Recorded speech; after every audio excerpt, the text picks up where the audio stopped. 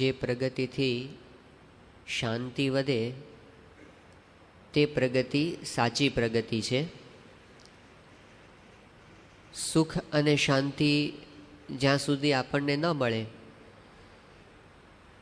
ત્યાં સુધી બીજી ગમે તેટલી પ્રગતિ કરી હોય તો પણ એ નિરર્થક છે એવું સ્વામીશ્રી આપણને સમજાવે છે.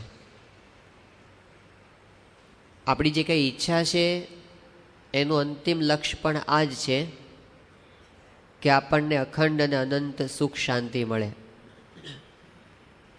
ન્યાયની અંદર સુખનું લક્ષણ કરવામાં આવ્યું છે. તો એમાં એવી વ્યાખ્યા કરવામાં આવી છે કે ઇતર ઈચ્છા અનધીન ઈચ્છા વિષયત્વમ સુખસ્ય લક્ષણમ. ઇતર ઈચ્છા અનધીન ઈચ્છા વિષય. આપણને જે કંઈ ઈચ્છા થાય છે ને દુનિયાની અંદર, એ ઈચ્છા બીજી કોઈક ઈચ્છાને આધીન હોય છે. દાખલા તરીકે વિદ્યાર્થી ભણતો હોય તો એને એવી ઈચ્છા હોય કે મને સારા સાહેબ પાસે ટ્યુશન મળે, એવી એની ઈચ્છા હોય. પણ સારા સાહેબ પાસે જે ટ્યુશન લેવાની ઈચ્છા છે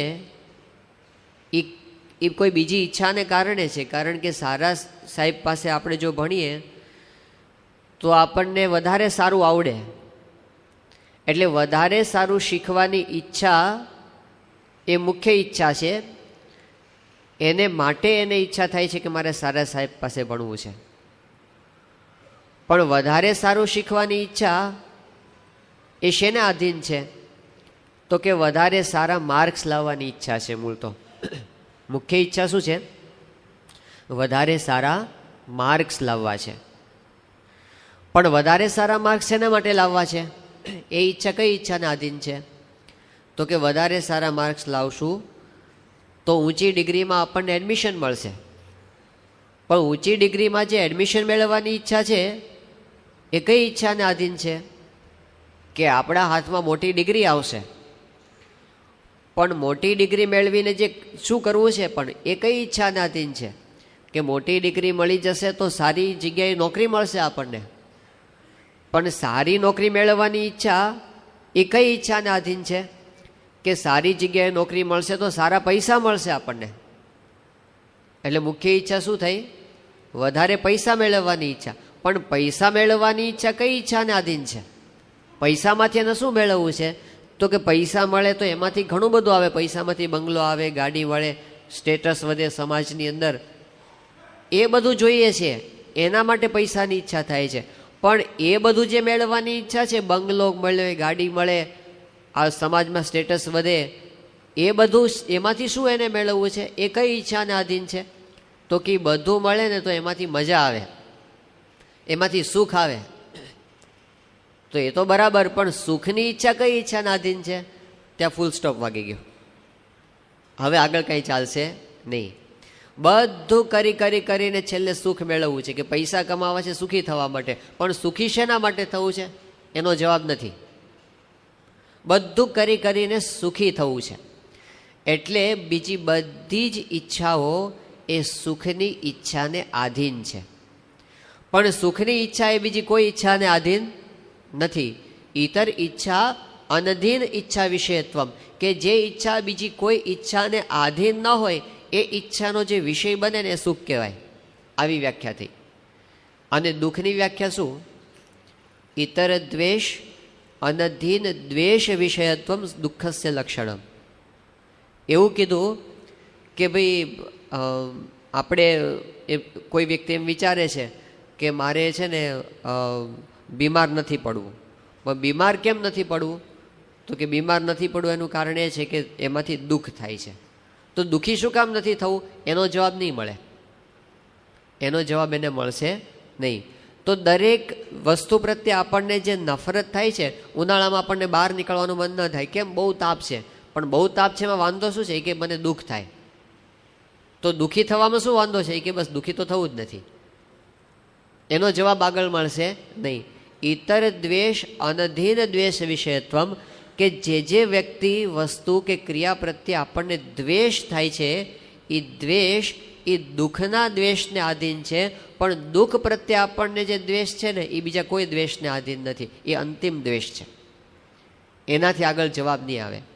તો આપણે મેળવીને સુખ મેળવવું છે અને ત્યાગ કરીને દુઃખનો ત્યાગ કરવો છે. આ આપણા બે અંતિમો છે કે બધું છોડીને આપણે તો દુઃખને છોડવું છે અને બધું મેળવીને આપણે તો સુખ અને શાંતિને મેળવવી છે. એનો રાજમાર્ગ કયો છે? તો પ્રમુખ સાંઈ મહારાજ કહે છે શાંતિનો રાજમાર્ગ છે કે વિવિધ ભોગમાંથી વૃત્તિ પાછી વાળવી અને ભગવાન અને સંતમાં દ્રઢ પ્રીતિ થવી. તો એ શાંતિનો રાજમાર્ગ છે.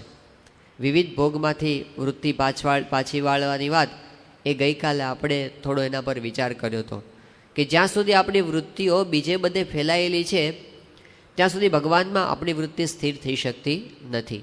અને ભગવાનમાં વૃત્તિ ન જોડાય ત્યાં સુધી સાચી શાંતિનો અનુભવ પણ આપણને થતો નથી. તો બીજામાંથી વૃત્તિ તોડવી અને ભગવાન અને સંતમાં વૃત્તિ જોડવાની વાત એ સ્વામીશ્રી આપણને ત્યાં કરી છે. ભગવાનને સંતમાં જે દ્રઢ પ્રીતિની વાત પ્રમુખ સ્વામી મહારાજ કરે છે, તો એના માટે શ્રીજી મહારાજે પોતે વચનામૃતમાં કહ્યું છે કે સત્પુરુષમાં જો દ્રઢ પ્રીતિ થાય તો એનો લાભ કયો થાય છે? તો મધ્યના 59માં વચનામૃતમાં મહારાજે એ કીધું કે જો ભગવાન અને સંતમાં આપણને એવું હેત થઈ જાય જેવું આપણને સંબંધીમાં હેત છે, સ્ત્રીમાં હેત છે, પુત્રમાં હેત છે, મા બાપમાં હેત છે, ભાઈમાં હેત છે, આવું હેત જો ભગવાનના એકાંતિક સંતની અંદર આપણને થઈ જાય તો મહારાજ કહે છે કે એનો લાભ એ થાય કે હેતે કરીને જીવ કૃતાર્થ થઈ જાય છે. કૃતાર્થ થઈ જાય, અંદરથી ભરાઈ જાય. અંદરથી ભરાઈ જાય એટલે એને બહાર ક્યાંય દોડાદોડી કરવાનો ન રહે. આ દુનિયામાં જેટલી કાંઈ બહાર દોડાદોડી થાય છે એનું કારણ શું? અંદર ખાલીપો છે. જો અંદર ભરેલું હોય તો બહાર કોઈ ઈચ્છા ન રહે, અને અંદર ભરેલું હોય તો બહારના સંજોગો આપણને દુઃખી પણ ન કરી શકે. અંદર ખાલીપો છે, એ અંદરનો ખાલીપો ભરાઈ જાય એવી વાત કરે છે કે કૃતાર્થપણું આપણને બનાવી જાય. જો ભગવાન અને સંતની સાથે હેત થઈ ગયું હોય તો બીજા કોઈ સાધનથી ન થાય એવું એનાથી થઈ જાય છે. જે આપણે કદાચ કોઈક બહુ આધ્યાત્મિક સાધનો કર્યા હોય ને, તપ કરીએ, ઉપવાસ કરીએ વગેરે, કે પછી આપણે તીર્થ કરીએ, દાન કરીએ વગેરે, કે પછી આપણે ઘણા બધા શાસ્ત્રોનું પઠન કરીએ, કે ઘણો બધો મનન નિધિધ્યાસ બીજું ઘણું બધું કરીએ, પણ જે ભગવાનને સંતમાં હેત થઈ જાય અને એનાથી જે કૃતાર્થપણું આવે છે બીજા કોઈ સાધનથી આવતું નથી.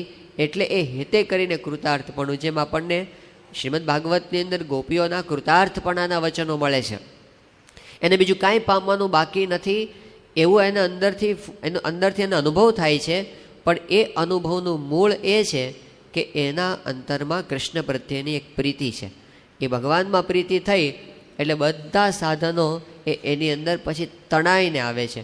જ્યારે 1995ની સાલમાં મુંબઈમાં અમૃત મહોત્સવ થયો, તો એ અમૃત મહોત્સવની જે મુખ્ય સભા હતી એમાં એક કાર્યક્રમ એવો હતો કે આપણા જે બધા સદગુરુ સંતો છે એમણે બધાએ બાપા પાસે પ્રાર્થના કરી હતી. આપણા સૌ વતી એ પોતે સ્વામીશ્રી પાસે પ્રાર્થના કરતા હતા અને બધા સદગુરુ સંતોએ બહુ જ અદ્ભુત પ્રાર્થના એ રજૂ કરી હતી. આપણને પણ શીખવ્યું હતું કે આપણે શું માગવું જોઈએ, સત્પુરુષ પાસે, ગુરુ પાસે આપણે શું માગવું જોઈએ એ આપણા સદગુરુ સંતોએ આપણને શીખવાડ્યું હતું. તો એ વખતે પૂજ્ય મહંત સ્વામીએ જે પ્રાર્થના કરી એમાં એમણે એ કીધું હતું કે સ્વામી એટલું બધું માગવાનું છે કે થાય છે કે શું માગવું ને શું ન માગવું, પણ છેલ્લે એમ સમજાય છે કે એક વસ્તુ તમે આપજો એમાં બધું આવી જશે. એમ કરીને એમણે કીધું કે આપને વિશે અમને દ્રઢ પ્રીતિ થઈ જાય ને એવું કરજો. આપને વિશે જો દ્રઢ પ્રીતિ થઈ જશે ને તો પાછળ બધું આવી જશે. ભગવાનને સંતમાં દ્રઢ પ્રીતિ થાય તો મહારાજ કહે છે વડતાલના 11મા વચનમાં આત્માનું પણ દર્શન થઈ જાય અને પરમાત્માનું પણ સાક્ષાત્કાર દર્શન થઈ જાય. બધું એની અંદર આવી જાય. જે ઘણા લોકો એવો પ્રયત્ન કરે છે કે આપણને આત્માનું દર્શન થાય, આંખ મીચીને ઊંડા ઉતરી જાય, એવો બધો પ્રયત્ન કરે છે. પણ જો સત્પુરુષમાં પ્રીતિ થાય તો બધું સહેજે સહેજે થઈ જાય. આમ પ્રયત્ન વગર એની પાછળ આ બધું થઈ જાય છે. 2007ની સાલમાં પરમ પૂજ્ય સ્વામીશ્રી પોતે અમેરિકાની અંદર હતા અને એ વખતે જેક્સનવિલની અંદર શિબિર હતી, યુવક શિબિર. અને યુવક શિબિરની અંદર એનો મુખ્ય જે થીમ હતો એ તો પ્રસંગમ. તો એ શિબિરના પ્રથમ આશીર્વાદ હતા અને સામે લગભગ 2800 જેટલા યુવાનો સામે બેઠા હતા, યુવાનો અને યુવતીઓ આખા અમેરિકામાંથી બધા આવ્યા હતા. અને એમની સામે સ્વામીશ્રીએ આ શિબિરનો આરંભ કર્યો હતો.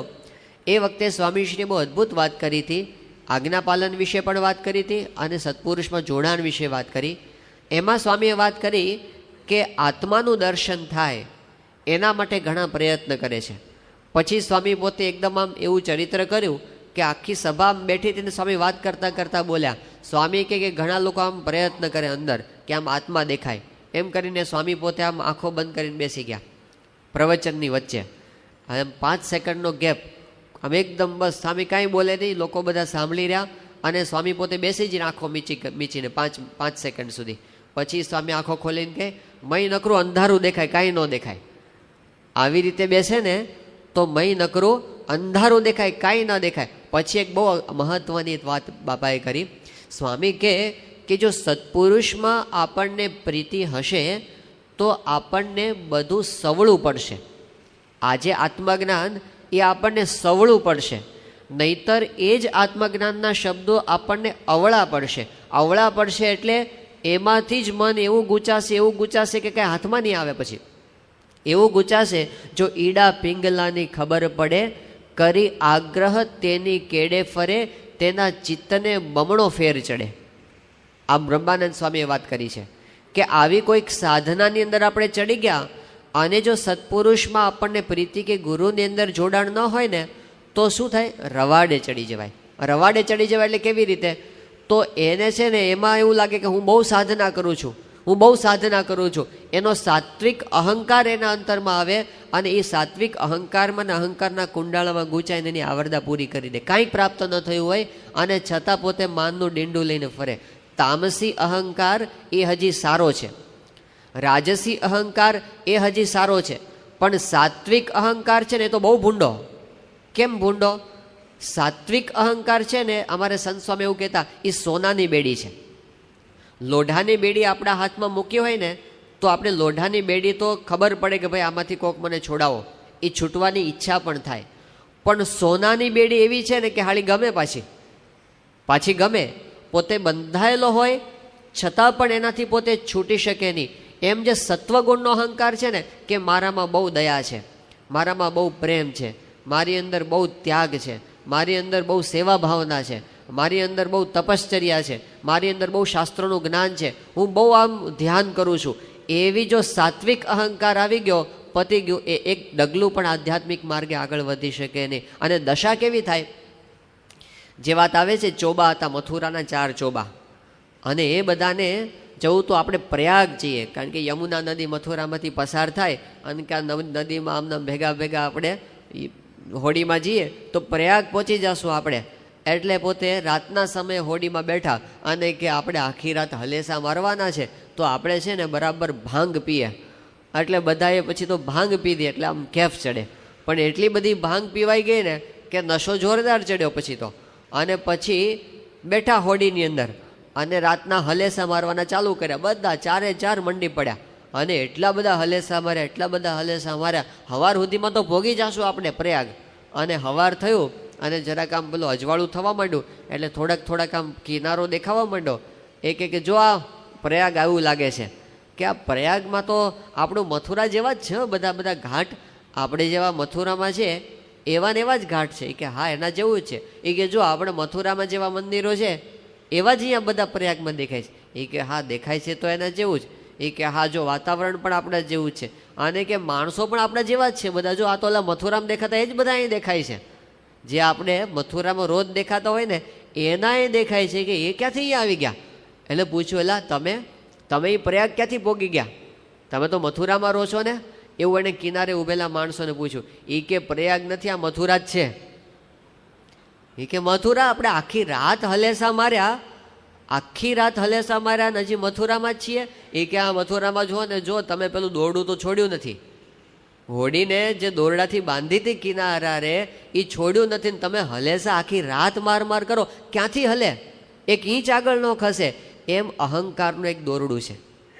એ અહંકારના દોરડાને બાંધી રાખ્યું અને પછી આપણે હલેસા માર કરીએ, હું બહુ સાધના કરું છું, હું બહુ સાધના કરું છું. ભાઈ તારી સાધના તને દેહભાવની બહાર લાવવાની નથી. જ્યાં સુધી સત્પુરુષમાં હેત ન થયો ત્યાં સુધી સાધના પણ અવળે રવાડે ચડાવી દે, અવળે રવાડે.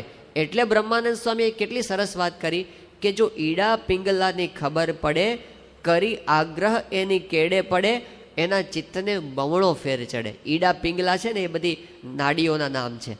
જે આપણે પ્રાણાયામની પ્રક્રિયા કરીએ છીએ ને તો એમાં આમ ઈડા અને પિંગલા, આમ ડાબા નસકોરાથી શ્વાસ લો, જમણાથી કાઢો, જમણા નસકોરાથી શ્વાસ લો, ડાબાથી કાઢો. આ બધી જે પ્રાણાયામની પ્રક્રિયા છે ને ઈડા અને પિંગલાની જાગૃતિ માટેની બધી પ્રક્રિયા છે. એટલે એમાં આપણને બહુ ઝાઝી ખબર ન પડતી હોય ત્યાં સુધી બહુ વાંધો નથી. પણ એમાં જો થોડી ઘણી ખબર પડવા માંડે ને, ભારે ઉપાધિ. એમાં જો ખબર પડવા માંડી એટલે પછી આપણને એમ લાગે કે હું તો કંઈક જાણું છું.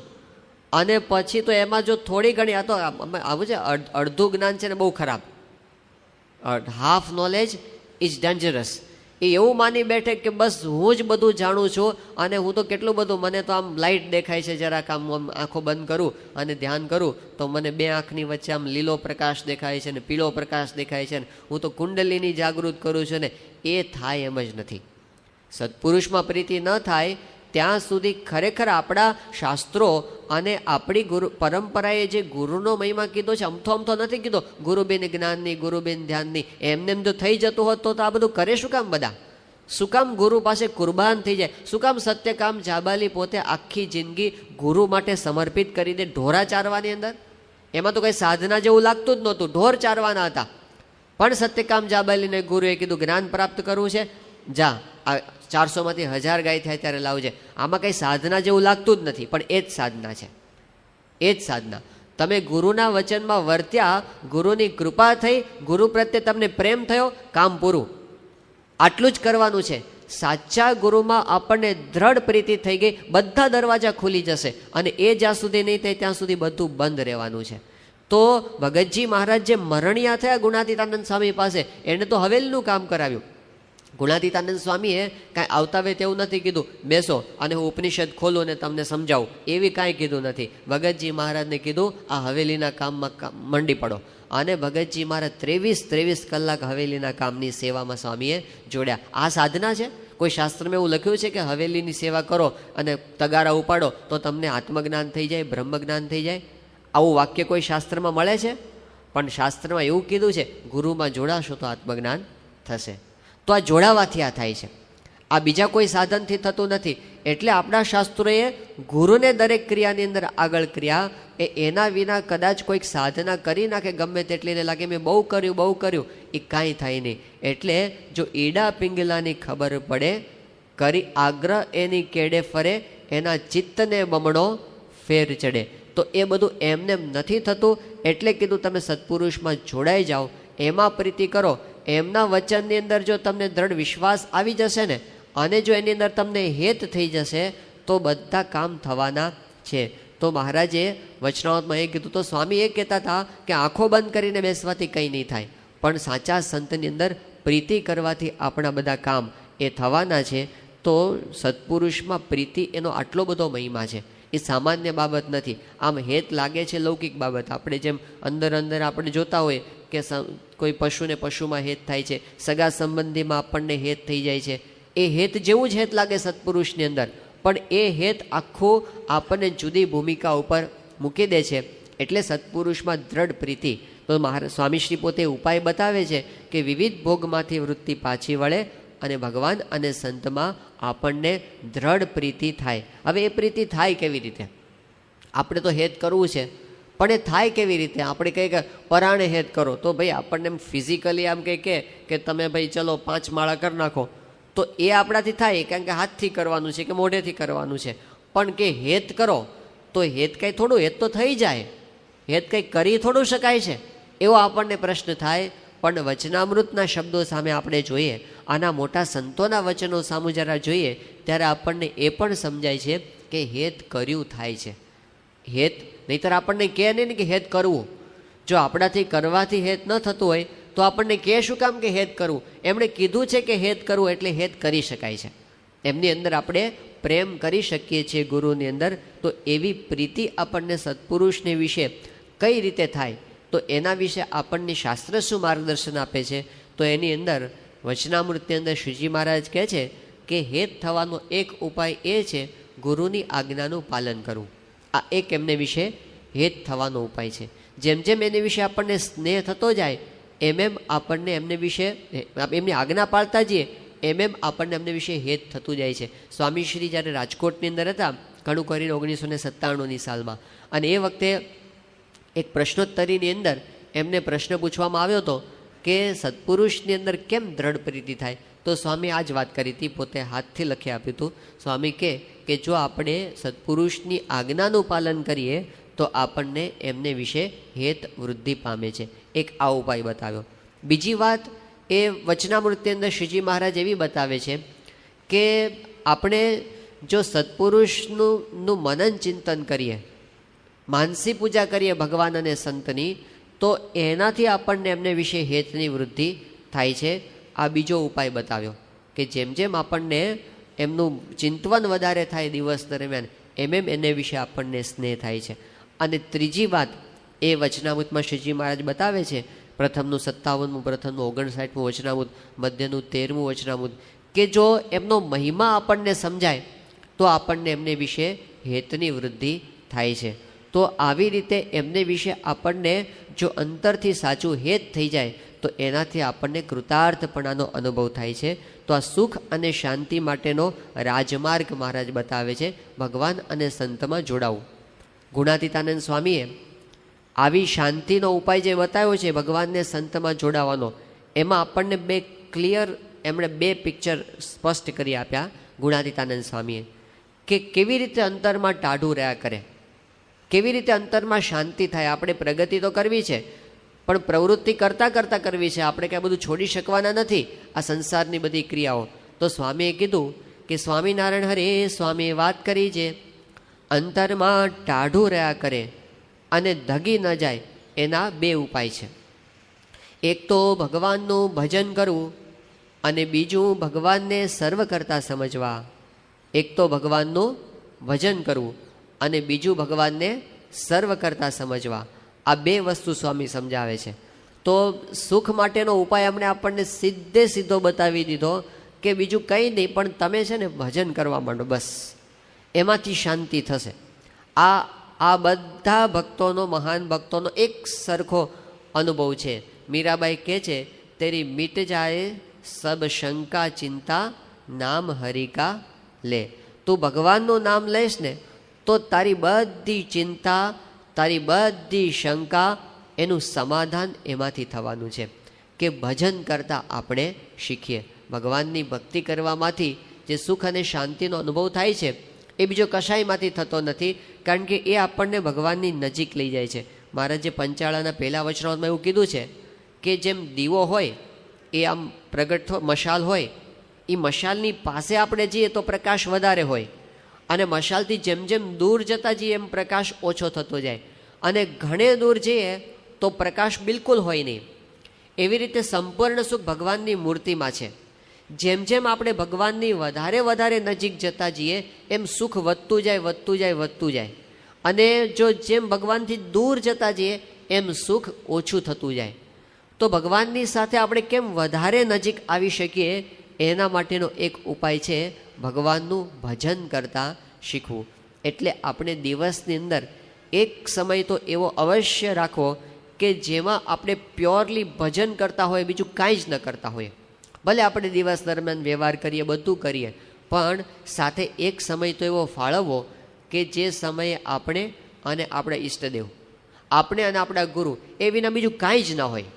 એક સમય એવો હોવો જોઈએ. આપણે જેને પૂજા કહીએ છીએ, રોજ સવારે આપણે પૂજા કરીએ, પણ આપણી પૂજા છે ને એમાં પ્રશ્ન શું થાય છે, કરીએ છીએ ખરા પૂજા આપણે, પણ એક રિચ્યુઅલની જેમ કરી નાખીએ છીએ, કરવા ખાતર કરી નાખીએ છીએ.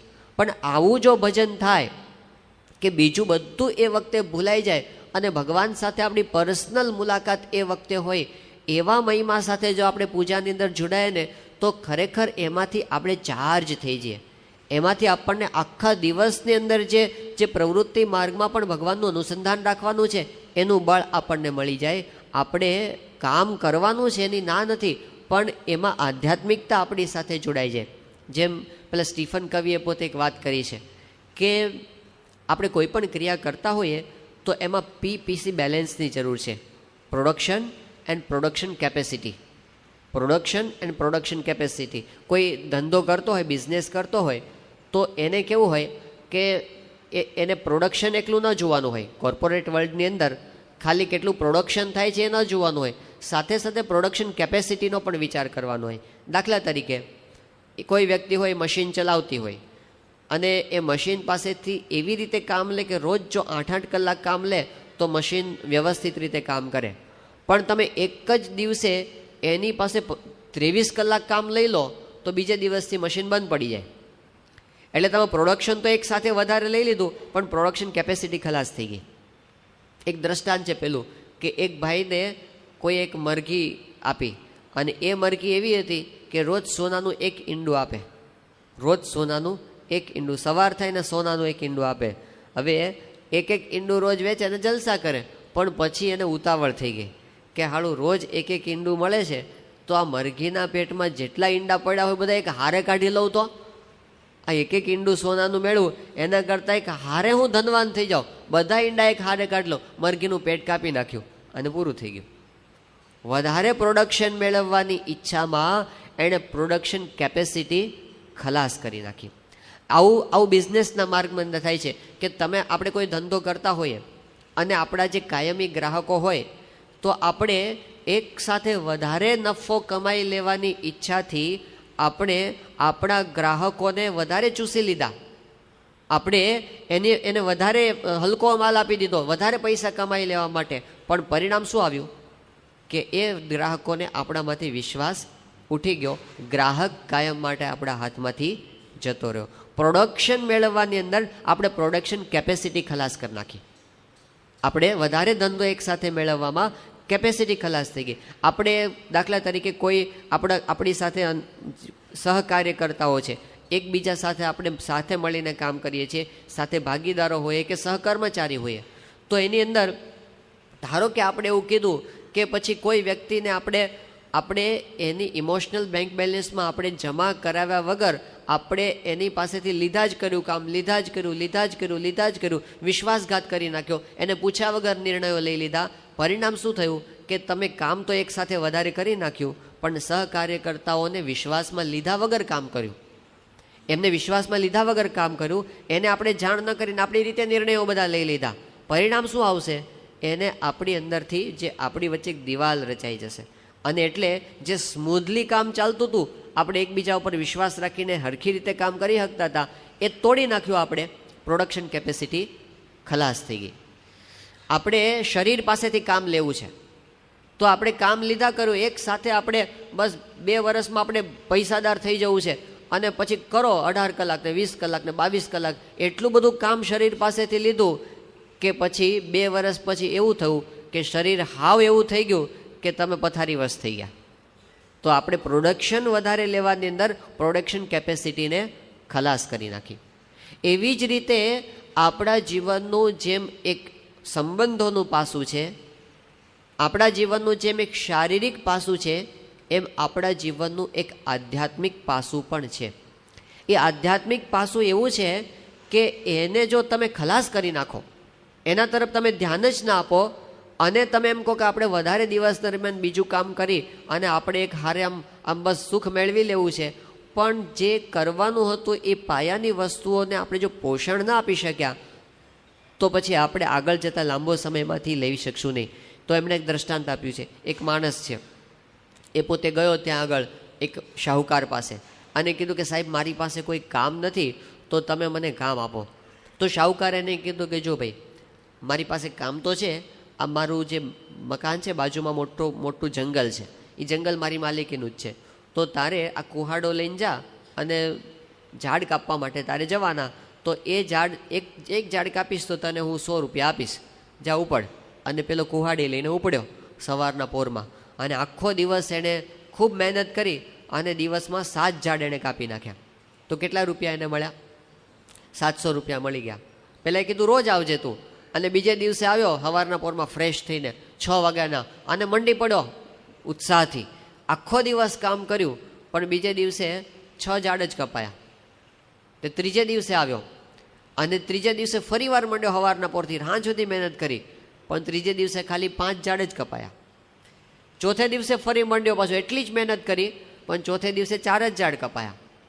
પાંચમે દિવસે એટલી જ મહેનત કરી તો 3 જ ઝાડ કપાયા. છઠ્ઠે દિવસે 2 ઝાડ જ કપાયા. સાતમે દિવસે 1 જ ઝાડ કપાયું. અને આઠમે દિવસે તો સવારથી સાંજ સુધી મહેનત કરી, એકેય ઝાડ જ ન કપાયું. એટલે પેલો સાંજે જ્યારે કુહાડી પાછી મૂકવા આવ્યો, એ વખતે એના માલિકે પૂછ્યું, કેટલા ઝાડ આજ કપાયા? એ કે સાહેબ આજે એકેય ન કપાયું. કે કેમ એવું થયું? પહેલા દિવસે તો તે એક દિવસમાં આટલું બધું કામ કરી નાખ્યું હતું ને. એ કે સાહેબ મને સમજાતું નથી કે હું મહેનત તો એટલી જ કરું છું સવારથી સાંજ સુધી, અને કેમ ઝાડ કપાતા નથી. તો શેઠે કીધું તારી કુહાડી લાવ. અને પેલી કુહાડી જોઈ હાવ બુઠ્ઠી થઈ ગઈ હતી. કે તું જોતો ખરો, આ કુહાડી આની ધાર નીકળી ગઈ છે, આ હાવ બુઠ્ઠી થઈ ગઈ છે, તો તારે આ કામ કરતાં પહેલાં પેલું પથ્થર ઉપર પાણી નાખીને આને ઘસી અને આની ધાર કાઢવી પડે તો કામ થાય. એ કે સાહેબ પણ મારી પાસે ટાઈમ ક્યાં છે? હું સવારમાં 6 વાગ્યાથી મંડું છું, તે સાંજના 6 વાગ્યા સુધી મહેનત કરું છું, મારી પાસે ટાઈમ ક્યાં છે કે કુહાડીની ધાર કાઢું? એવો ટાઈમ મારે ક્યાંથી બગાડવો? તો પહેલાં શેઠે કીધું, એ તારો ટાઈમ બગાડ્યો ન કહેવાય, એ ટાઈમ સુધાર્યો કહેવાય. તું 10 મિનિટ જો આ ધાર કાઢવા પાછળ કાઢે ને તો તારી બીજી 10 કલાક સુધરી જાય છે. શાર્પન દસો ધાર કાઢવી. ધાર કાઢવાની જરૂર શારીરિક બાબતમાંય પડે છે, બૌદ્ધિક બાબતમાંય પડે છે, સંબંધોની બાબતમાં પણ ધાર કાઢવાની જરૂર પડે છે, અને આધ્યાત્મિક બાબતમાં પણ ધાર કાઢવાની જરૂર પડે છે. આપણે કે મને એટલું બધું કામ છે કે મારી પાસે ટાઈમ ક્યાં છે કે સવારમાં પોરમાં હું પૂજા કરવા બેસું કે માળા કરવા બેસું કે કથા સાંભળવા બેસું? એવો મારી પાસે ટાઈમ ક્યાં છે? ભાઈ એ ટાઈમ તું કાઢીશ તો તારા દિવસના 10 કલાક પાછળ સુધરી જવાના છે. આટલું જો આપણને સમજાઈ જાય કે આ મહત્ત્વની વસ્તુ છે, ઇમ્પોર્ટન્ટ વસ્તુ છે, આને પ્રાયોરિટી આપવા જેવી છે. અમુક બાબતમાં આપણે કેમ પ્રાયોરિટી નથી આપી શકતા કે આપણે એનું મહત્ત્વ સમજાણથી એટલે એ વસ્તુ આપણને વાતો સાંભળતો ત્યારે અમને લાગે તો ખરું, આપણે કોઈ એવું નથી સમજતા કે ભગવાન ભજવાની જરૂર નથી, એવું આપણે કોઈ સમજતા નથી. આપણે બધા જ સમજીએ છીએ કે ભગવાનનું ભજન ઇમ્પોર્ટન્ટ છે, અને જ્યારે પૂજા કરવા બેઠા હોય ત્યારે પૂજા જ ઇમ્પોર્ટન્ટ છે એવું આપણે માનીએ છીએ. આપણને બધાને એવી ઈચ્છા પણ છે કે આપણે ભજન કરવા બેસીએ ત્યારે ભજન સિવાય બીજા કોઈ વિચાર ન આવે, આપણે એકદમ ભગવાનની મૂર્તિમાં એકાગ્ર થઈ જઈએ એવી આપણા બધાને ઈચ્છા છે. કોણ એવું છે એને ઈચ્છા નથી? એવું કંઈ નથી કે આપણને ઈચ્છા નથી કે ભગવાનનું ભજન નથી કરવું, કે આપણને એવું પણ નથી કે આપણે શાસ્ત્રોનું વાંચન નથી કરવું, કે આપણને એવું પણ નથી કે આપણે કથા નથી સાંભળવી. આપણે કરવું જ છે. આપણને ખબર છે કે આ ઇમ્પોર્ટન્ટ છે, પણ છતાં આપણે કરી શકતા નથી. એ કરી શકતા નથી એનું કારણ શું છે? કેમ આપણે ભજનમાં એકાગ્ર નથી થઈ શકતા? એનું કારણ શું છે? તો એના 3 કારણો હોઈ શકે. પહેલું કારણ એ હોઈ શકે કે આપણને દિવસમાં ઘણા બધા આપણે કામ કરવાના છે, તો ઘણા બધા કામ કરવાના હોય ને એમાં આપણે પ્રાયોરિટી આપવાની હોય કે આ પહેલા નંબરની પ્રાયોરિટી, આ બીજા નંબરની, આ ત્રીજા નંબરની, ચોથા નંબરની. તો કાં તો આપણને છે ને પ્રાયોરિટી ખબર નથી, પ્રાયોરિટી કે કયું કામ સૌથી વધારે અગત્યનું છે, કયું કામ એનાથી ઓછું અગત્યનું છે, કયું કામ એનાથી ઓછું અગત્યનું છે. તો સૌથી વધારે અગત્યનું કામ આ છે એવી પ્રાયોરિટી આપણે આપી શક્યા નથી. આ પહેલું કામ હોઈ શકે કે આપણે દિવસ દરમિયાન જે ઘણા કામ કરીએ છીએ એમાં સૌથી અગત્યનું કામ એ ભગવાનનું ભજન છે, ભક્તિ છે, આધ્યાત્મિકતા છે, એવું આપણે નક્કી નથી કરી શક્યા. આ કદાચ પહેલું કારણ હોઈ શકે. પણ કોઈ કહેશે ના ના અમને ખબર જ છે, અમને ખબર છે. ગુણાતીતાન સ્વામીએ કીધું છે કે સ્વામિનારાયણ હરે સ્વામીએ વાત કરી છે, આપણો જન્મ 2 વાત સિદ્ધ કરવા સારું થયો છે, એક અક્ષરરૂપ થવું અને બીજું પુરુષોત્તમમાં જોડાવું. તો આપણે કે અમને ખબર જ છે ભાઈ કે ભગવાનને પામવા જ જીવનનું લક્ષ્ય છે. વ્યાસજી આટલા બધા શાસ્ત્રો લખી અને છેલ્લે એમણે કીધું આલોડ્ય સર્વશાસ્ત્રાણી વિચાર્ય ચ પુનઃ પુનઃ ઇદમેકમ સુનિષ્પન્નમ ધ્યેયો નારાયણો હરિ. જીવનનું ધ્યેય ભગવાન જ છે, અને ભગવાનને પામવા સિવાય આ બધું આપણે અહીં છોડીને જવાનું છે. અમને બધી ખબર છે, અમને બધી ખબર છે. દિવસ દરમિયાન બધું જે કાંઈ કરશું ને એ બધું અહીંનું અહીં રહેવાનું છે. જેટલું ભજન કર્યું હશે એટલી કમાણી ભેગી આવવાની એ અમને ખબર છે. તો ભજનના સમયે ભજન જ કરવું જોઈએ એવી આપણને ખબર છે. એવું નથી અમને અજ્ઞાની ના માનતા, તમે એવું ન કહેતા કે અમને ખબર નથી. તો પછી બીજું કારણ હોઈ શકે કે આપણને ખબર તો છે કે ભજન એ દિવસનું સૌથી વધારે અગત્યનું કામ છે. ભલે આપણે જેટલો સમય કરતા હોય એટલો સમય, પણ એ છે સૌથી ઇમ્પોર્ટન્ટ, એ તો અમને ખબર છે. પણ તો પછી બીજું કારણ હોઈ શકે કેમ નથી કરી શકતા, કે આપણને ખબર તો છે આ અગત્યનું કામ છે, પણ આપણને દિવસ દરમિયાન એ કાર્ય કયા સમયે કરવું અને કેવી રીતે કરવું, દૈનિક ક્રમમાં એને ક્યાં ગોઠવવું, એની પ્રાયોરિટી આપ્યા પછી એનું આયોજન કરતાં આવડતું નથી. કે હું ક્યારે કરી શકું, હું ક્યારે ભજન કરી શકું, હું ક્યારે આ શાસ્ત્રનું વાંચન કરી શકું, કે હું ક્યારે રોજ કથા વાર્તાની ટેવ પાડી શકું, કે હું દર રવિવારે કેવી રીતે હું આ કથા સાંભળવા જઈ શકું દરેક રવિ સભાની અંદર. તો એવું આયોજન કરતાં મને આવડતું નથી. આ બીજું કારણ હોઈ શકે. પણ આપણે કહીએ કે ના ના ભાઈ, અમને આયોજન કરતાં આવડે છે, અમને ખબર પણ છે કે આવી રીતે આયોજન થાય, કે આવા સમયે આપણે કરી શકીએ ભજન. આપણને હમણાં કહેવામાં આવે કે તમે એક દિવસનું આયોજન કરો અને તમે નક્કી કરો કે કયા કયા સમયે તમે હરતા ફરતા પણ ભજન કરી શકો એમ છો. તો આપણે બધા લિસ્ટ બનાવી શકીએ કે મને એવું લાગે છે કે હું સવારે નાતા નાતા હું કદાચ સ્વામિનારાયણ નામ બોલી શકું. એટલે આપણને આયોજન કરતાં તો આવડે છે. આપણને એમ કે તમે અઠવાડિયામાં 1.5 કલાક રવિ સભા ભરવાનું આયોજન કરો, તો આપણે આયોજન કરી શકીએ. હા બરાબર છે, હું દર રવિવારે મારે આયોજનમાં એટલું જ કરવાનું, ને રવિવારે સાંજે 5 થી 8 દરમિયાન 6 થી 8 દરમિયાન મારે કોઈ બીજું ટાઈમ ટેબલ નહીં ગોઠવવાનું, આયોજન થઈ ગયું. તો આપણને કહે કે ના ભાઈ આયોજન તો ગોઠવતા મને આવડે છે. તમે કહો તો હમણાં હું ટાઈમ ટેબલ બનાવી દઉં. અને કદાચ આપણો બધાનો અનુભવ, ઘણા બધાનો અનુભવ એવો હશે કે આપણે ટાઈમ ટેબલ બનાવીએ પણ છીએ, ખાસ કરીને વિદ્યાર્થી અવસ્થાની અંદર આપણે ટાઈમ ટેબલ બનાવીએ પણ છીએ, પણ ટાઈમ ટેબલ પ્રમાણે વર્તી શકાતું નથી. બનાવ્યા પછી પણ વર્તી શકાતું નથી. એવું થાય છે ને, એવું થાય છે ને, ટાઈમ ટેબલ બનાવ્યા પછી વર્તી શકાતું નથી. તો એનું ત્રીજું કારણ હોઈ શકે. ત્રીજું કયું, કે તમે કહેશો મને ખબર છે કયું કામ અગત્યનું છે, એ પણ ખબર છે કે એનું આયોજન કેવી રીતે કરવું, પણ ત્રીજું કારણ એ છે કે એ ટાઈમ ટેબલ બનાવ્યા પછી, એ આયોજન બનાવ્યા પછી, એનો વિચાર કર્યા પછી, આવું કરવું છે એવો નિર્ણય કર્યા પછી એ નિર્ણયને વળગી રહેવાની ડિસિપ્લિન નથી, શિસ્ત નથી. આપણે નક્કી કરીએ છીએ કે હાલું આ કરવું છે, પણ પછી એ પ્રમાણે કરી શકતા નથી, શિસ્ત નથી. આ અનુભવ આપણને વ્યાપકપણે જો થતો હોય ને તો કઈ બાબતમાં થાય ખબર છે? યોગાસન કે પ્રાણાયામ કે એક્સરસાઇઝ કરવાનો જે પ્રયત્ન કરતા હોય ને, ખબર હોય કે વોકિંગ રોજ કરવું જોઈએ, ખબર હોય કે યોગાસન કરવા જોઈએ, કે પ્રાણાયામ આપણે કરવું જોઈએ, પણ એ વખતે શું થાય છે કે હાલું કંઈક કામ આવી જાય ને ઠેલાઈ જાય, થોડીક આળસ આવે જાય ને અને ઠેલાઈ જાય. આપણે કોણ નથી જાણતા કે યોગાસન કે પ્રાણાયામ કરવાથી સ્વાસ્થ્યને ઘણો લાભ થાય છે. આપણે બધા, હું પણ અંદર, આપણે બધા જ આવી ગયા અંદર, આપણે બધા જ જાણીએ છીએ ને કે આનાથી લાભ થાય જ છે અને આ રોજ કરવું જોઈએ. પણ હવે હાથ ઊંચો નથી કરાવો, કેટલા જણ કરીએ છીએ? એવું જો પૂછવામાં આવે તો નિયમિત કેટલા જણ કરીએ છીએ? તો કેમ નથી કરી શકતા? આપણે કે અમને ખબર છે આ કરવું જોઈએ, અમે એવો વિચાર પણ કરીએ છીએ કે આવા ટાઈમ આપણે કરી શકાય, પણ એ કર્યા પછી, આયોજન કર્યા પછી એ પ્રમાણે વર્તવાની શિસ્ત આપણી અંદર નથી. હવે આપણને પૂછવામાં આવે કે આ ત્રણમાંથી કયું કારણ છે મુખ્ય? આ ત્રણમાંથી કઈ વસ્તુ આપણને છે કે જે અગત્યમાં અગત્યનું કામ, જે જીવનમાં સૌથી પહેલા નંબરનું કામ છે, એ કામની અંદર આપણે ઇન્વોલ્વ થઈ જઈએ, આમ એની અંદર આપણે ડૂબી જઈએ, એટલી હદ સુધી આપણે એ કામની અંદર એકાગ્ર થઈ જઈએ, એવી રીતે કામ કરતાં આપણને રોકે એવી કઈ બાબત છે? ત્રણમાંથી કઈ? પ્રાયોરિટી નથી, આયોજન કરતા નથી આવડતું, કે ડિસિપ્લિન નથી? તો લગભગ આપણે બધા કયું કારણ બતાવશું?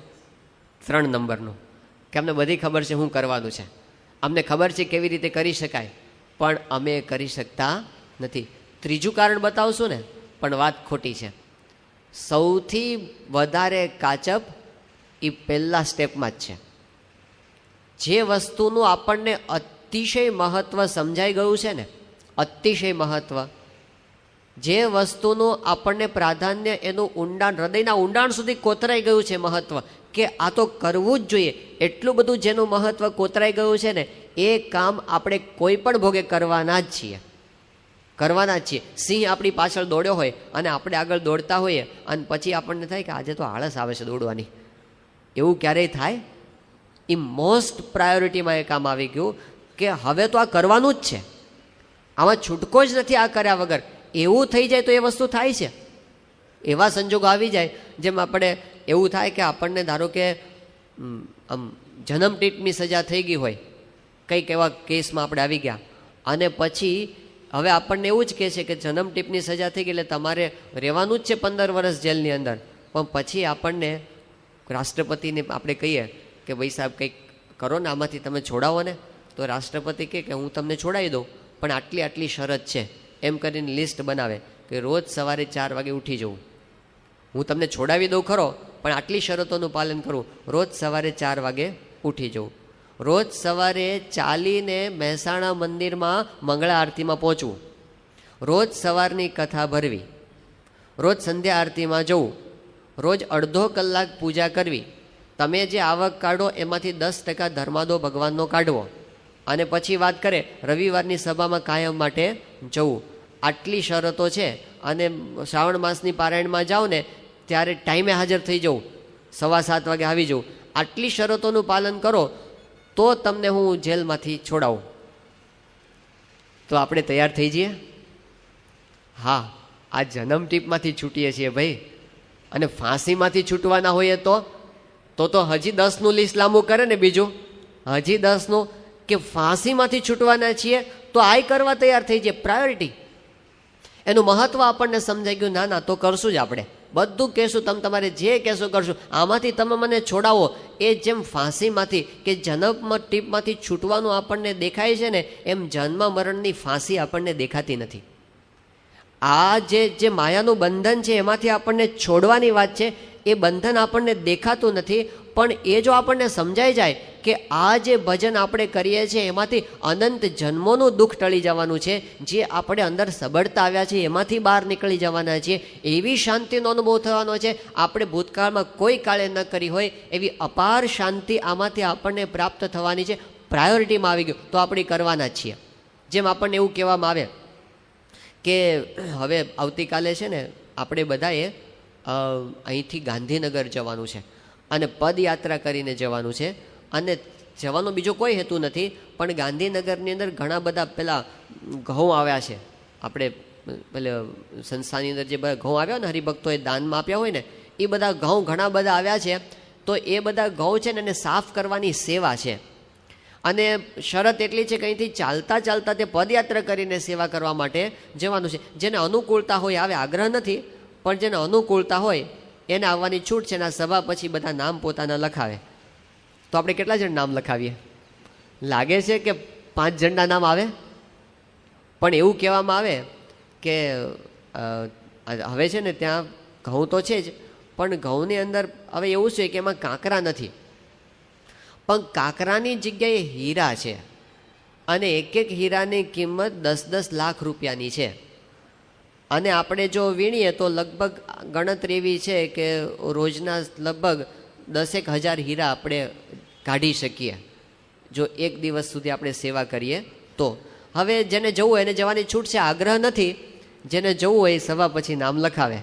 કાંકરાની જગ્યાએ હીરા છે અને જે હીરા કાઢી આપણા પોતાના છે. અને હવે પછી નામ લખાવવાનું થાય તો બાકી રહે કોઈ?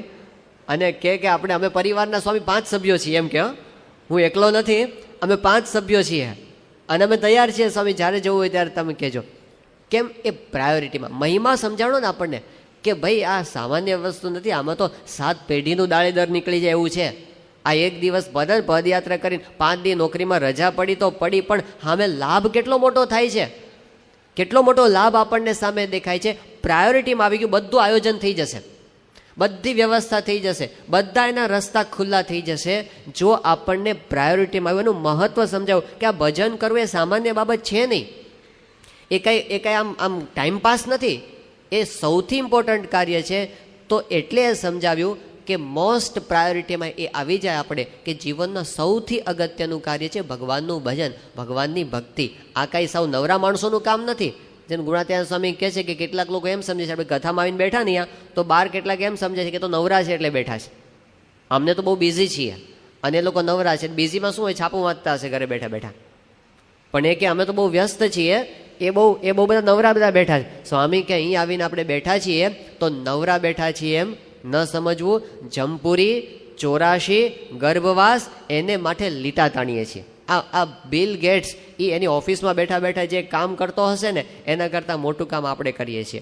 ઓબામા સાહેબ વ્હાઇટ હાઉસમાં બેઠા બેઠા જે કામ કરતા હશે ને એ તો જન્મ મરણ નવા ઊભા કરતા હશે. કારણ કે ગુણાતીતાનંદ સ્વામીએ કીધું કે આ સામાન્ય માણસ એ આખી જિંદગીમાં જેટલું પાપ ન કરે એટલું ખંડેરાવ એક દિવસમાં કરે. એ વખતે ખંડેરાવ પેલો ત્યાંનો રાજા હતો વડોદરાનો. તો સ્વામી કહે કે એક દિવસમાં આપણે આખી જિંદગીમાં જેટલું પાપ ન કરીએ ને એટલું ખંડેરાવ એક દિવસમાં કરે. મોટા માણસના મોટા પાપ અને મોટા માણસના મોટા ચક્કર બધા હોય. તો સ્વામી કહે કે એ જેટલા કરે છે એના કરતાં વધારે અગત્યનું કામ આપણે અહીં બેઠા બેઠા કરીએ છીએ. જે ભજન ભક્તિ કથા વાર્તા કરીએ છીએ એ સામાન્ય કામ છે જ નહીં. પણ ખાલી પ્રશ્ન એટલો જ છે કે આપણે એને પહેલો નંબર નથી આપી શક્યા. એવું નથી કે આપણે એનો મહિમા નથી જાણતા, આપણને ખબર પણ છે ભજન ભક્તિ અગત્યની છે, પણ જે પહેલા નંબરનું કામ છે એને આપણે બીજા નંબર કે ત્રીજા નંબર કે ચોથા નંબરે મૂકીએ છીએ, પણ પહેલા નંબરે નથી મૂકતા. આટલી જ ખામી છે. સ્ટીફન કવિએ એક સરસ વાત કરી છે કે બેસ્ટનો એનિમી બેડ નથી, બેસ્ટનો એનિમી ગુડ છે. આ થોડું સમજવા જેવું વાક્ય છે. બેસ્ટ એટલે સારામાં સારું, સુપરલેટિવ ડિગ્રી બેસ્ટ. એનો શત્રુ કોણ છે? બેડ નહીં એટલે કે ખરાબ નહીં, પણ ગુડ એટલે કે સારું. આને થોડું સમજીએ કે આપણે સારામાં સારું કામ કરવું છે. એ સારામાં સારું કામ આપણે કેમ નથી કરી શકતા? આપણો સમય કોણ ખાઈ જાય છે?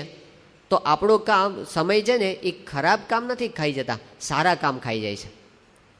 ઘણા બધા સારા કામ કરવાની અંદર આપણે સારામાં સારું કામ કરી શકતા નથી.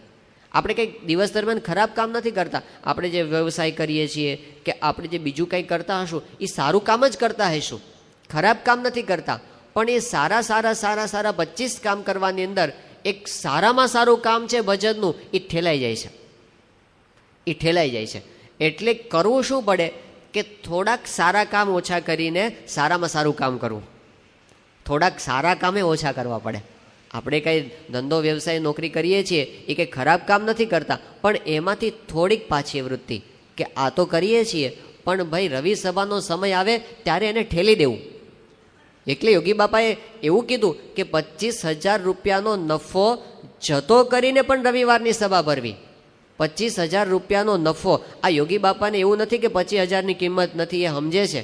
એ જે વખતે 25,000 કહેતા હતા એ વખતે તો કેટલી કિંમત હતી. પૂજ્ય મહંત સ્વામી હતા એ જ્યારે યોગી બાપાની સાથે પત્રલેખનમાં જોડાયા હતા અને એ વખતે પેલું પત્રલેખનની અંદર પેલી ટિકિટ ચોડવાની હોય, તો ટિકિટ ચોડવાની અંદર એક જગ્યાએ 13 પૈસાની ટિકિટ ચોડવાની હતી. તો હવે 13 પૈસાની ટિકિટ ચોડવાનો કોઈ રીતે મેળ ના આવે. જે ટિકિટો હતી ને એમાં કંઈક 1 પૈસાની ટિકિટ ખલાસ થઈ ગઈ હશે, એટલે 12 પૈસાની થાય કે 14 પૈસાની થાય. એટલે એમને પોતે 1 પૈસાની વધારે ટિકિટ લગાડી દીધી, 14 પૈસાની ટિકિટ લગાડી દીધી. અને યોગીજી મહારાજે કવર જોયું એ કે કેમ અમે 1 પૈસાની ટિકિટ વધારે લગાડી? એટલે એ વખતે વિનુ ભગત તરીકે હતા. એ કહે કે સ્વામી પણ 1 પૈસાની ટિકિટ હાજર નહોતી એટલે મેં 2 પૈસાની લગાડી દીધી. તો યોગી બાપા કહે કે 1 પૈસાની ટિકિટ પણ હાજર રાખવી. આ પૈસા ઠાકોરજીના છે, આપણા બાપાના નથી, આપણા બાપના નથી. એમ આકરા થઈને યોગી બાપાએ ઠપકો આપ્યો એમને. 1 પૈસાની ટિકિટ વધારે લગાડવી પડી એના માટે. એટલે એમની કિંમત છે, એવું નથી કે રૂપિયાની કિંમત નથી. એ પુરુષ એમ કહે છે કે 25,000નો નફો, કદાચ નફો વકરો નહીં, 25,000નો નફો કરવો હોય તો વકરો કદાચ હવે ખબર નથી કેટલાનો કરવો પડે. જેવો ધંધો એ 10 લાખનો તમે કે 15 લાખનો ધંધો કરો ત્યારે 25,000નો નફો થાય. તો 25,000નો નફો જતો કરીને પણ રવિવારની સભા એ ચૂકવી નહીં. તો પ્રમુખ સાંઈ મહારાજે થોડા વર્ષો પહેલાં લંડનમાં હતા, બસ સ્વામીએ શું કીધું ખબર છે? 25,000 પાઉન્ડનો નફો જતો કરીને પણ રવિ સભા ભરવી. મોંઘવારી વધે ને બધામાં. પહેલામાં જેમ હતું આપણે 25,000 રૂપિયા હતા, હવે સ્વામીએ નવી વ્યાખ્યા કરી. 25,000 પાઉન્ડનો નફો થતો હોય ને તો 25,000 પાઉન્ડ કમાવા એ કંઈ સારી વાત તો છે જ ને, સારામાં સારી કામ છે. ભલે ને ખૂબ પૈસા કમાય એ સારી વાત છે, પણ એ વખતે જો આપણે ભજન ભક્તિ કથા વાર્તા ગૌણ થયા તો એ નફો નથી, એ નુકસાન છે. શિવલાલ શેઠ એ પોતે સમાગમ કરવા માટે ગયા હતા જુનાગઢની અંદર, અને એ વખતે નીકળ્યા સાંજના સમય કે આપણે બજારમાં એક આંટો મારીએ, અને પોતે વેપારી બુદ્ધિવાળા તો હતા જ, અને સોનાની લેવડ દેવડ થતી હતી. થોડી વાર ઊભા રહ્યા અને એને જોયું કે આમાં આપણને નફો થાય એમ છે. એક જગ્યાએથી સોનું લીધું અને ત્યાં થોડે આગળ વેચી દીધું, અને એમાંથી એમને 150 રૂપિયાનો નફો કાઢ્યો. એટલામાં ને એટલામાં. આ વાત આજથી 250 વર્ષ પહેલાંની છે. અને 150 રૂપિયાનો નફો. પછી એમણે શું કર્યું, એમણે પોતે તો રાખ્યા જ નથી કે આપણે ઠાકોરજીને રસોઈ આપી દઈએ. તે જઈને એમણે 150 રૂપિયા રસોઈ આપ્યા એમણે. હવે બીજે દિવસે ગુણાતીતાનંદ સ્વામી પૂછ્યું, કેમ શિવલાલ કાલ સાંજે તમે કેમ દેખાણા નહીં?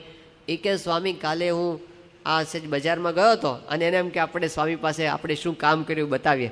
કે સ્વામી મેં એક જગ્યાએથી સોનું લીધું અને બીજે રૂપિયે દીધું, અને 150 રૂપિયા મળ્યા, એની આપણે ભગવાનને રસોઈ આપી દીધી.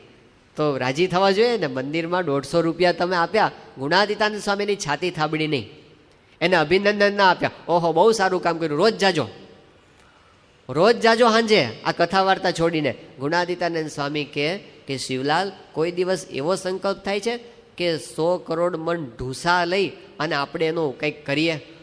ઢૂસા એટલે પેલું આપણને ખબર છે ને, પેલું હાવ બધો ફોતરા બધું નીકળી જાય, અનાજ મનાજ, અને હાવ ફોતરા નીકળે. સ્વામી કે એ લઈએ એવું ખરીદવાનો વિચાર આવે છે?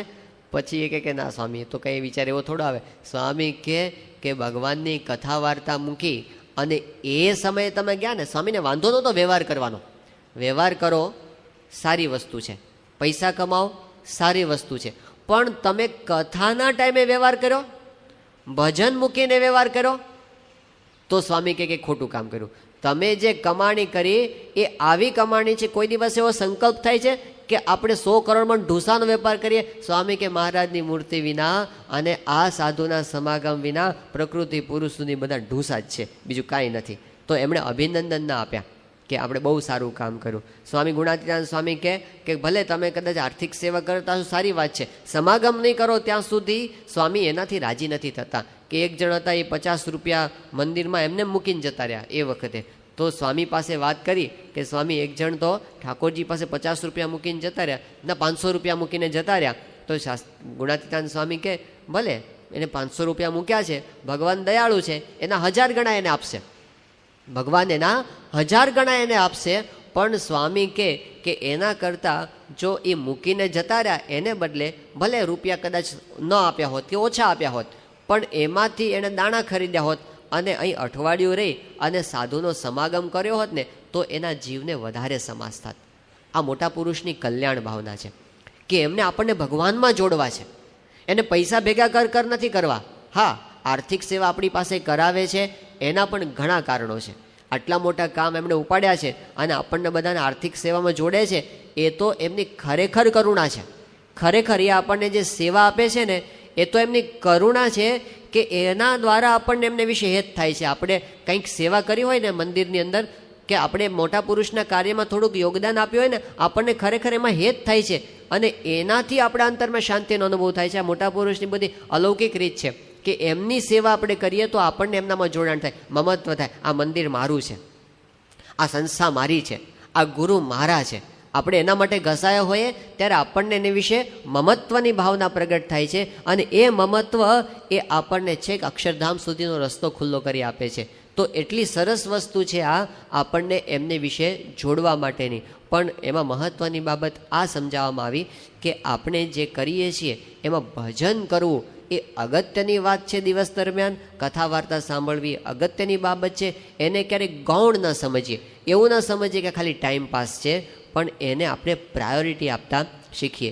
એમાંથી જ આપણો વ્યવહારમાં પણ આપણને પછી શાંતિ સુખ એમાંથી મળવાના છે. અને વ્યવહારની અંદર જે કંઈ પ્રશ્નો આવશે તો એમાં સ્થિરતા પણ આપણે એને લીધે જ રાખી શકવાના છીએ, આ ભજનના બળે કરીને. ઘણા બધા પ્રસંગો, ડૉક્ટર સ્વામી જ્યારે 82ની સાલમાં અમેરિકાની અંદર ગયા અને એ વખતે એક હરિભક્તને મળવાનું થયું હતું એમને લોસ એન્જલસ બાજુ. તો એના એક મિત્ર હતા, હવે એને એ દોડ્યો હતો એને, અને એને કંઈક ધંધાની અંદર ખોટ ગઈ, એને આપઘાત કરી નાખ્યો હતો. હવે આ જે હરિભક્તને ઘરે ગયા, એ હરિભક્તને કેવું થયું હતું, એને પણ મોટો પ્રશ્ન આવ્યો હતો. એનું કાર વોશિંગની દુકાન, પેલું ગેરેજ હતું, કાર વોશિંગનું, ત્યાં આગળ ધંધો ચાલે છે. એટલે કોઈ કાર લઈને ત્યાં જાય અને આખી કાર, એ ડ્રાઈવર અંદર જ બેઠો હોય, પણ આખી કાર એ મશીનની વચ્ચે આવી જાય અને અંદર ને અંદર બધી કાર બહારની સાઈડથી બધું સાફ થઈ જાય અને પછી પાછું એ ખુલી જાય એટલે પછી આગળ જતા રહેવાનું. હવે એમાં એવું કંઈક થયું કે એક માણસ કાર લઈને આવ્યો અને મશીનમાં એવી કંઈક ગડબડ થઈ તે પેલી કાર દબાઈ ગઈ અને પેલો માણસ અંદર ને અંદર મરી ગયો. અને એને લીધે આને જે શું થયો, એને લીધે એના પર કેસ થયો. એની બધી ફેક્ટરી, એમનું મકાન હાથે પગે સાવ થઈ ગયા, માથે દેવું થઈ ગયું, બધી કમાણી જતી રહીને હાથે પગે થઈ ગયા હતા. એવી સ્થિતિમાં હતા. ડૉક્ટર સ્વામી એમને આશ્વાસન આપ્યું કે તમે આવી પરિસ્થિતિ છે, ભગવાનને પ્રાર્થના કરીએ. એ કે સ્વામી મને કોઈ ચિંતા નથી, મહારાજને સ્વામી મળ્યા છે, ભગવાનની જેમ ઈચ્છા હશે એમ થશે, અને પૈસા તો ફરી કમાશું પાછા. આ ફેર પડ્યો. જોયું, એક જણ સત્સંગ કરે છે અને એક જણ સત્સંગ નથી કરતો. ફેર ક્યાં પડ્યો કે બંનેના જીવનમાં પ્રોબ્લેમ તો આવ્યા, પણ જે સત્સંગ કરે છે ને એ પેલો સદાશિવની જેવું છે. હવે સદાશિવભાઈએ કીધું કે જો મેં સત્સંગ ન કર્યો તો હવેલી ભેગો હું પણ બળી જાત, પણ આ સત્સંગ કર્યો છે તો ભલે જીવનમાં પ્રશ્ન આવ્યો એ નવેસરથી ઊભું કરશે, એ જીવનમાં પ્રોબ્લેમનું સોલ્યુશન કરશે ને રસ્તો મળશે. એટલે આપણે જે ભજન ભક્તિ કથા વાર્તા કરીએ છીએ એ બધું કરી અને છેવટે આપણે શાંતિ પ્રાપ્ત કરવી છે. પણ એમાં આપણે બીજી બધી વસ્તુ છે એને થોડીક ગૌણ કરવી પડે તો કરવી, પણ આ ક્રિયાને પ્રાયોરિટી આપવી. સ્વામી એવું કીધું સ્વામીએ કે આખા દિવસમાં થોડોક સમય જો આપણે કથા વાર્તા વાંચન કે શ્રવણમાં કાઢીએ કેટલો મોટો લાભ થાય છે. સ્વામી કહે કે એક જણ છે આખું દિવાલ ચણીને ઊભી કરે અને એક જણ છે એ એક કાંકરો નાખીને દિવાલ પડી જાય. આવું રોજ થાય તો એમાં સ્વામી કહે કે છેલ્લે થાકશે કોણ? કે ચણનારો અંતે થાકશે. રોજ એક જણ કોટ ચણીને ઊભો કરે ને એક જણ દિવાલ કાંકરો નાખે ને દિવાલ પડી જાય. આવું રોજ થાય તો અંતે કોણ થાકે? ચણનારો થાકે. એમ સ્વામી કે આખો દિવસ આપણે વ્યવહાર કરીએ, હૈયું તપી જાય, સંકલ્પ વિકલ્પો આપણને ઘણા બધા થાય. સ્વામી કે કરવા વાંધો નથી, પણ રોજ પછી છે ને સાંજે જ્યારે કથા વાર્તા આપણે સાંભળીએ કે આવું શાસ્ત્રોનું વાંચન કરીએ તો એ વખતે શું થાય કે પેલા બધા સંકલ્પોનો કોટ ચડ્યો હોય ને એ બધો પડી જાય અને અંતરમાં શાંતિ થઈ જાય, બધું બેલેન્સ થઈ જાય. રોજે રોજનું બેલેન્સ આપણું થઈ જાય અને પછી આપણે સૂઈએ એ સુખની નિદ્રા આવે. એ નિદ્રાની અંદર આપણે ભગવાન સાથે જોડાયેલા હોઈએ. એટલે વ્યવહાર પણ વ્યવહારની રીતે કરવાનો અને સાથે આપણું ભજનનો દોર એ ભેગો ચાલુ રહે તો ભજન કરતાં કરતાં ક્રિયા કરીએ તો અંતરમાં ટાઢું રહે. એવી વાત એ આપણને આ સત્પુરુષ પોતે સમજાવે છે.